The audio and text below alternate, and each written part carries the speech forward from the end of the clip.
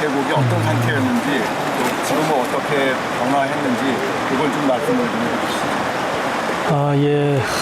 우선 30년 전에 미산 계곡은 대한민국에서도 알려지지 않은 계곡이었거든요. 그래서 한국일보에 대한민국의 마지막 비경 이렇게 해서 이제 이제 홍보가 돼서 이제 많은 관광객들이 찾아오셨는데, 지금은 청정지역이라는 그 물 하나 가지고 이제 오시던 손님들이 물론 뭐 시대 변하면서 펜션이나 이런 모든 것이 이제 변화가 돼서 관광객도 줄었겠지만, 저도 이제 물놀이 사업을 하지만은 예약 받고 보면 아침에 그냥 흙탕물이 뻘 같은 흙탕물이 내려오다 보니까 계속 예약을 취소하고 이러다 보니까 사업 자체를 몇 년 동안 접었어요.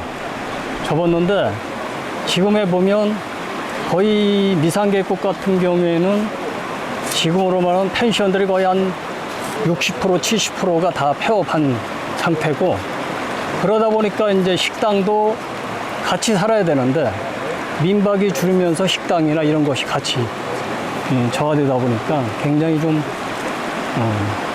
심각한 상태죠. 그래서 이제 상류에 처음에는 이제 흙탕물이 내려오면 상류에서 무슨 뭐 하천 공사를 한다든가 다리 공사 이런 것 때문에 이제 흙탕물이 내려오면 민박협회에서 면이나 군청이나 찾아가서 항의하고 이렇지만, 그런 현상은 이제 전혀 이제 나타나지 않지만, 이제는 고냉지 채소에서 내려오는 그 흙탕물이 거의 90%를 차지하거든요. 근데 그런 것이 해결을 하려면 국가적인 차원에서 이런 장목 변화를 좀 시켜서 요즘 강원도가 나무 그 과수원이 굉장히 좀 인기가 좋다 보니까 그런 작물을 좀 변화시키는 시대가 되지 않았나 이렇게 생각을 하고 있습니다.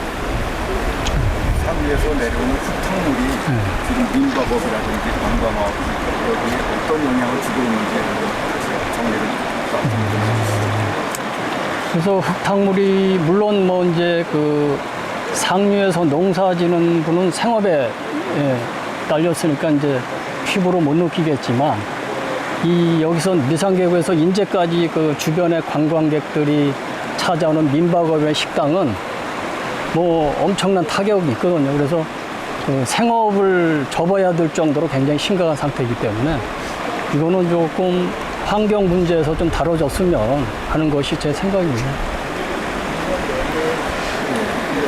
예, 그 한 20년 전만 해도 뭐 전에 말씀하셨지만은 이 계곡물을 이제 먹을 정도 됐거든요. 근데 이제 그 상류 지역에 그 대단히 농사를 짓다 보니까 그 해마다 그 개토를 하거든요. 개토를 하고서 거기다 뭐 퇴비라든가 농약 이런 거를 치고서 이제 경운 작업을 했다가 갑자기 소나기가 오거나 그러면은 이제 흙탕물이 유입돼서 이 하천이 상당히 뭐 고기가 살지 못할 정도로 흙탕물이 내려가고, 봄철 되면은 이제 그 산란을 하려고 고기들 이렇게 산란을 해놓으면은 흙탕물이 내려서 가라앉아갖고선 부화가 되지 않고선, 그리고 상당히 그 멸종 위기에 있는 그 어종들도 상당히 있습니다. 근데 이제 그거를 하기 위해서는 상류 지역에서 하류 지역에 우리 사람들 상류자 농사를 짓지 않으면은, 그런데 그렇게 할 수는 없고 어떤 작물을 대체 작물을 해서 흙탕물 유입이 점차 줄어들게 이렇게 하는 방향이 낫지 않겠나 생각합니다. 뭐 1,000억 가까이 돈을 투자해서 무슨 사업했다는데 그 하류 지역에 있는 우리 주민으로서는 그게 뭐 크게 눈에 띄지 않고 해마다 연전히 뭐 여기서 저기 소나기가 오르면은 흙탕물이 내려서 하루 이틀 가는 게 아니라 일주일 이상씩 내려가니까 상당히 그 민박 진짜 안 되고, 저도 민박 하다가 그 문 닫았습니다만은 상당히 여기 농경지도 많지 않고 그 주로 이제 한 20년 전에는 민박을 하는 그 농가들이 한 20-30% 이상 있었어요. 지금은 뭐 크게 하시는 분들이 뭐 두서너고 외에는 전부 다 그래서 생계가 상당히 저희 위협받고 있는 상황입니다. 이렇게 정부 차원에서 좀 최대한도로 흙탕물 유입하는 방향에 대해서 좀 저감 시설이라든가 무슨 대책을 세워주시 않으면은 조만간에 우리 저희 주민들은 상당히 그 생활고를 겪지 않겠나, 그저 이제 보고 있습니다.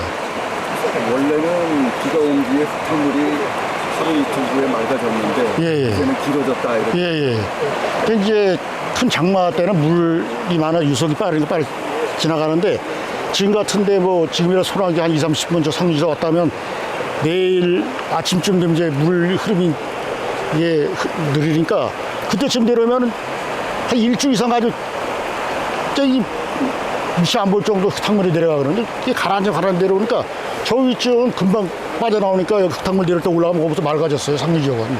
근데 그 위쪽은 신경을 안 쓰는 거예요 이렇게. 하루 쭉 나가면서 이제 위상기역 지나서 이 내릴천 가면서 이게 이제 하루 쭉 가면 또 이제 여러 곳에서 계곡물이 들어오니까 맑아지죠. 근데 가장 피해를 많이 입는 곳은 미산 일일이 이 주민들이 상당히 많이 피해를 입고 있는 실정이거든요, 상당히. 이장님의 인터뷰였습니다. 감사합니다.